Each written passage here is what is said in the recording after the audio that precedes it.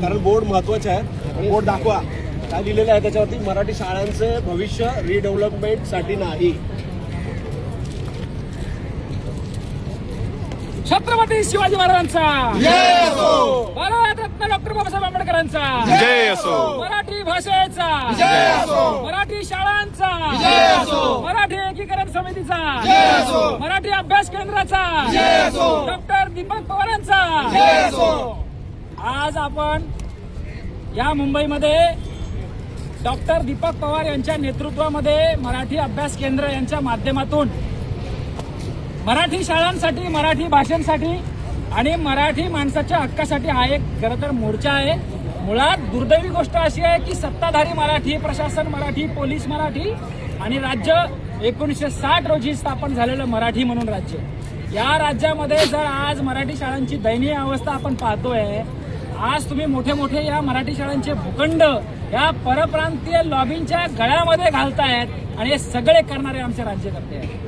आज मराठी शाळा चोरीला गेलेल्या अशा घटना आपल्या समोर येत आहेत. दुर्दैवाची बाब अशी आहे की पुनर्विकासच्या नावाखाली तुम्ही शाळा मोडीत काढतायत आणि त्या ठिकाणी पुन्हा शाळा दिसतच नाहीये.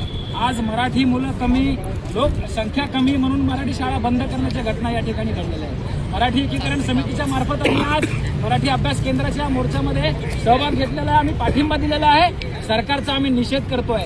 आज आम्ही हुतात्मा चौकामध्ये हुतात्म्यांना वंदन करून महानगरपालिकेचे आयुक्त गगराणी साहेब यांना भेटण्यास आलेलो आहोत. परंतु पुन्हा एकदा मराठी मोर्चामध्ये जशी दडपशाही केली, कबूतरखान्याच्या मोर्चामध्ये जशी दडपशाही केली आणि अनेक आंदोलनामध्ये जशी पोलिसांनी दडपशाही केली, तशी पुन्हा दडपशाही या ठिकाणी पाहायला मिळालेली आहे. आम्हाला अक्षरशः या ठिकाणी महानगरपालिकेच्या प्रवेशद्वारावरून गाड्यामध्ये कोंबण्यात आलं.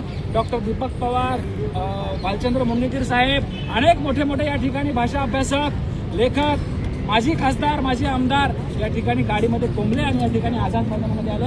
आम्ही प्रशासनाचा निषेध करतो, राज्यकर्त्याचा निषेध करतो. भूषण गगराणी साहेबांनी या मुंबईमधल्या मराठी शाळा टिकवल्या पाहिजेत. ते स्वतः मराठी माध्यमातून IAS झालेले अधिकारी आहेत. त्यांना कुठेतरी मराठीचा अभिमान असला पाहिजे आणि या मराठी शाळाच्या ज्या जागा आहेत कोणत्याही परप्रांतीय बिल्डरांच्या घशामध्ये घालू नये असे मराठी एकीकरण समितीचं आव्हान आहे. जय महाराष्ट्र, जय मराठी. धन्यवाद.